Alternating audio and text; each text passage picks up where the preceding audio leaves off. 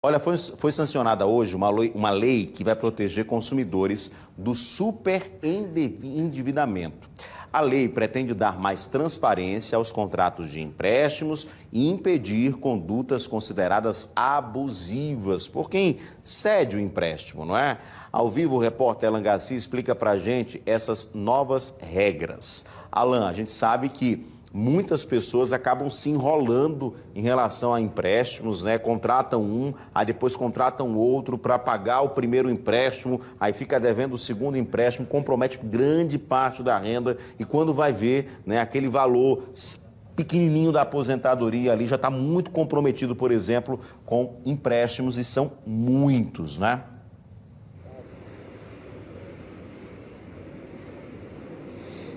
Pois é, Edson, às vezes, né, toda a folha de pagamento ali, todo o contra-cheque está comprometido, né, com empréstimos, às vezes que aquele idoso nem sabe, né, como é que aquele empréstimo foi parar. Às vezes fraudes, né, pessoas que têm acesso à documentação desse idoso, enfim. Essa lei começou a valer hoje, né, foi aprovada pelo governo federal. E essa lei traz mudanças, né, em tópicos no Código de Defesa do Consumidor e também no Estatuto do Idoso. Para a gente entender na prática como isso vai funcionar, nós estamos aqui com o Leandro Almeida, que é superintendente, né, coordenador do PROCON Maceió. Leandro, na prática, e a gente fala um pouquinho mais no geral, daqui a pouco a gente entra para a parte do idoso, o que é que nós consumidores, a partir de agora, estamos mais protegidos de que maneira? Pois bem, primeiro é uma obrigação agora de trabalhar a educação financeira do consumidor e a prevenção ao superendividamento. De que forma?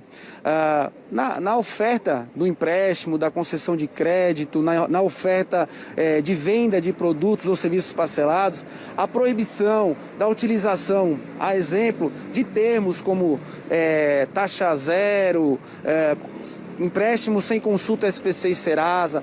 Então são situações que estão proibidas. A exemplo também do assédio ao consumidor para o financiamento. Assédio de que forma? Ligações, e-mails e mensagens sem autorização do consumidor, muitas vezes, e como você bem colocou, às vezes até a realização do contrato sem a sua anuência. Então todas essas situações, elas estão proibidas na situação de prevenir o endividamento do consumidor. Caso isso aconteça, né, diante de um consumidor que teve seus dados roubados, né, e o criminoso lá fez uma compra, realizou um contrato, ele, a partir de agora, ele tem uma defesa a mais? Veja bem, a lei, como eu disse, ela já tem um codinome, Lei do Superendividado, Lei do Nome Limpo, né? Onde ela traz a obrigação da prevenção e da educação, de um trabalho de educação financeira para o consumidor. As questões de fraudes, elas já estavam protegidas pela lei, ou seja, a situação de nulidade dos contratos celebrados sobre fraude, isso já estava. Mas o que traz agora a mudança é nos contratos em que o consumidor tem ciência, uma suposta conhecimento daquele contrato, mas que muitas vezes ele foi coagido à assinatura. Precisa lembrar que o consumidor, no momento, muitas vezes, de perda de emprego, de algum problema de saúde, ou até de morte de algum familiar, acaba se endividando para poder suprir aquela situação e se endividando além do seu orçamento. Então, a lei possibilita o consumidor agora sentar com o seu credor e propor o plano de pagamento para a dívida da forma com que ele possa pagar sem comprometer as suas dívidas essenciais, como água, luz, aluguel. Então, o consumidor que for enquadrado como um consumidor superendividado, pessoa física,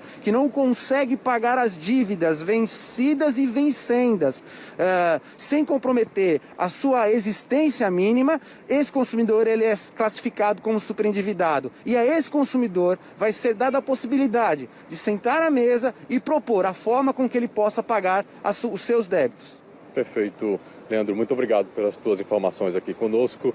Edson, uma oportunidade, portanto, né, e algo mais interessante para nós consumidores, E é como o Leandro colocou, né? Uma educação financeira é sempre importante. Então a gente que tem filho já a partir dali e mostrando quais são os cuidados e os perigos, né, de um consumo exagerado. Vamos ficar atento também, então. Eu volto com você.